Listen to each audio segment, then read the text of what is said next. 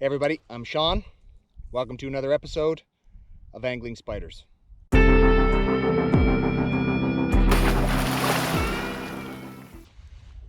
Welcome back everybody. On today's episode, something a little bit different. We were looking back at some of our videos, and one of our most popular videos actually is one we did in the first season called our top 5 gear add-ons for the Pelican Mission 100 kayak. As of right now, that video's got somewhere close to 14,000 views, and I think it's just due to the popularity of this Pelican Mission 100 kayak. But we also realized that we've never actually talked specifically about fishing gear. That video was focused on just some additions that we made to the kayaks for comfort, and now I think it's a good time after 2.5 years to reflect on some of the things we've added on the fishing side of things. So that's what we're going to do today. This is our top 5 fishing add-ons for our Pelican Mission 100 kayak. Let's get right into them. Okay, so we're going to start in reverse order, and number 5 are these watertight containers.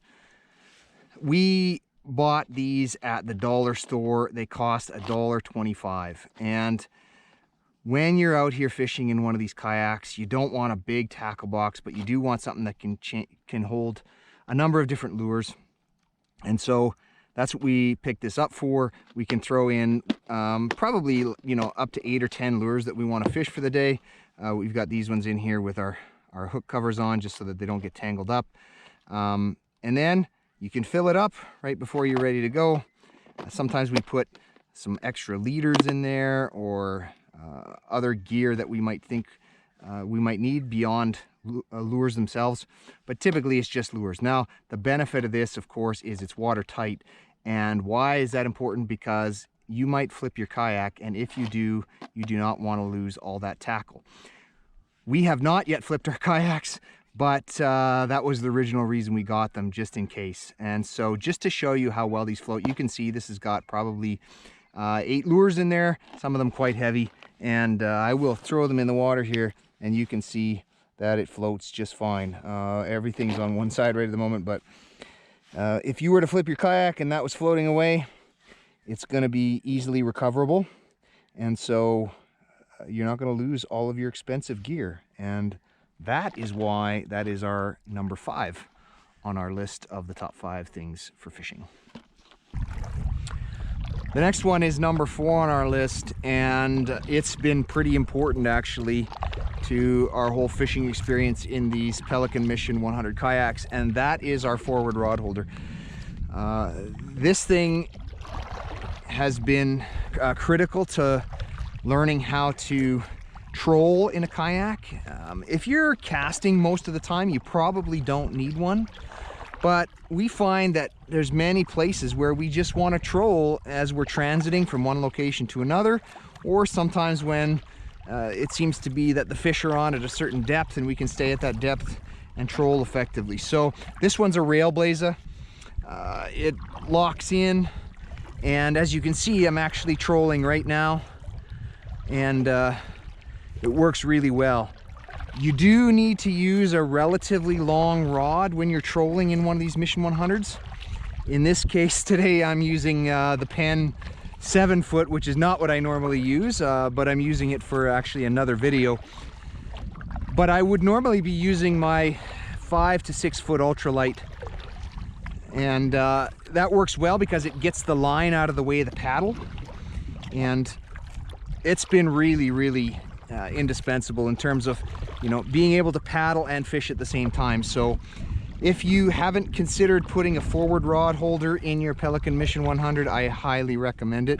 It's a great addition, and in our case it has double purpose because it actually also holds the cable for my Garmin Striker 4. So that's number 4 on our list. All right, so number 3 on our list is basically a fish ruler. There's a lot of people out there that use a bump board, and that's great. They work fantastic. The challenge for us is we're trying to keep the kayaks relatively organized and clutter-free, and so everything like that you add just is another piece of gear that's rolling around, particularly on these in these sit-in kayaks on the inside of your kayak. So we were looking to find something that we could put onto the kayak or onto the paddle that would allow us to measure fish. The problem with the kayak is there's not a lot of flat surfaces, and the ones that we do have here are curved, so it's not a great place to put a sticker. And so what we found was the best place to get a sticker was on our paddle. Now you can actually buy kayak paddles that have fish rulers on them, but in our case these are the kayak paddles that came with the Pelican Mission 100, and so they didn't have them on there. We originally had a different sticker on these paddles in our first season, and you can go back and look at that. But the problem with that one is it came off pretty easy, and then it started to tear, and then you actually couldn't see the numbers anymore. So last year we decided to go to a new product, and that is the Quick Measure Pro Fish Ruler. It's actually designed to go on things like paddles, but also on fishing rods, so that you can measure fish on your fishing rods. We've got a video of us installing this Quick Measure Pro. I will put a link to that up above and in the show notes. And this thing has been great. If you want to know very quickly what the size of your fish is, having this there is great. And when you're bringing in a fish, of course, your paddle is always clipped on the side here, and so it's very easy to basically get the fish, lay it on here, and then do a measurement. That's why it was backwards when I first picked it up, because we want the lower numbers on the bottom here so that we can see. There's the 1 mark, and it's very easy to lay your fish on here. The fish actually fit really nice on this lip, and you can get a measurement. It only goes to 36 inches, so if you get a trophy, you're not going to be able to measure it. Kieran had one that wouldn't have been big enough on here, but you can always mark it and then measure it later, or use 2 paddles. So that's been really great. We didn't have a scale when we first started, and so everything that we did was by measurement. Now we have both. Still like to measure them, even though we now take a weight. So that's number 3 on our list. That gets me to number 2 on the list, and number 2 is a net. We did not have a net in season 1, and where we really found out we needed one was we went trout fishing on the Bow River. Maybe I'll throw some of that footage in right now. Nice rainbow.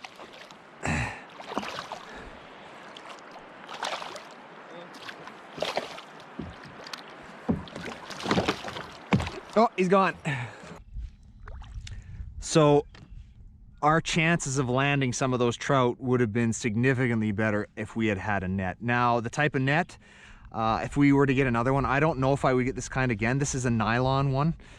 You might want a rubber one. I think they're a little gentler on the fish. The reason we went with the nylon is because the pike can sometimes go through a rubber net, and then it's a real pain to try to get them out. Because they go through with your line and everything.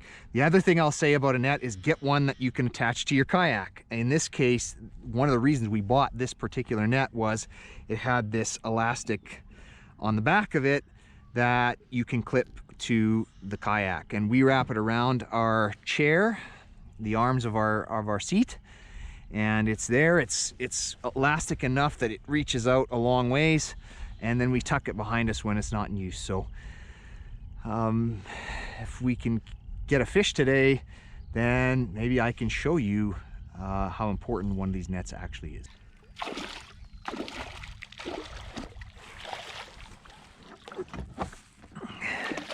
Barely hooked again.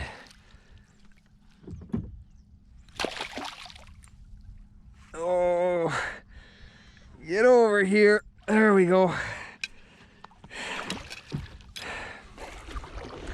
Okay, end of the day of fishing here, and also time to get to our number 1 add-on for fishing, and probably not a surprise to anybody, but that is our Garmin Striker 4 fish finder.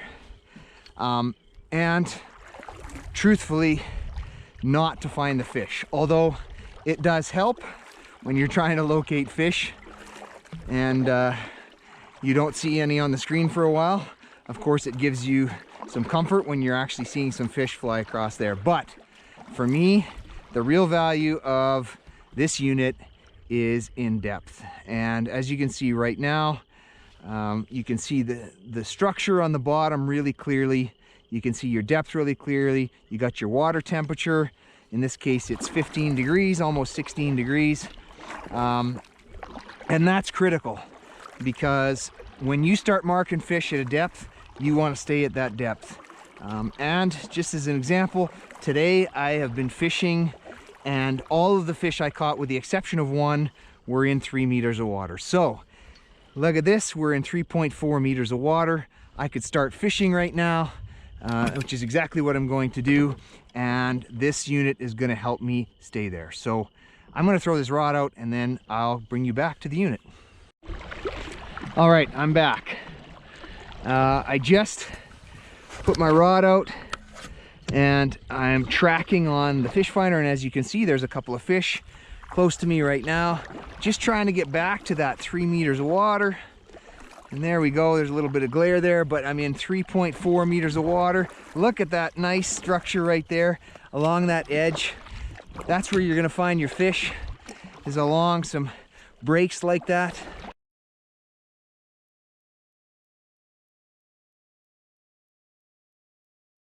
So that's going to do it for our top 5 gear add-ons for fishing on our Pelican Mission 100 kayaks. Before I go, I got one bonus one for you. Didn't make our top 5, but we have been using them in almost every episode, and that is our fish grips. Now, we use these all the time, and the reason we got them is because landing a northern pike in a kayak is a challenging thing, and lifting it out of the water. You know, typically if you weren't in a kayak, you could, you know, get your hand in there, lift it up, but it's really challenging to manage these fish when they're flopping around. And so we decided to go with fish grips. Now, these are a little bit controversial. I know there's some people that hate fish grips because they think it hurts the fish. I say it's the person using them. So all you got to do is be careful when you clip them into a pike. Make sure that if it starts to thrash, you let them go. Otherwise, the fish will twist and it'll do damage to their jaw. But if you do it right, we haven't had any issues with them. There are some species I wouldn't use them for. We learned a lesson about using them. You definitely don't use these on trout just because of the makeup of their mouth. But for pike and walleye, no problem. You just got to be careful. So that's our bonus in our top 5. So number 6. And they've been really handy. We have gone through several pairs and we really like them. So that's going to do it for our episode today. As always, really appreciate you guys taking the time to watch. And you know, there's a lot of fishing channels out there, so the fact that you stopped by to watch ours means a lot. And so we will look forward to catching up with you guys on the next one. Remember guys, if you like the video, smash that like button, hit subscribe, and until next time, good fishing.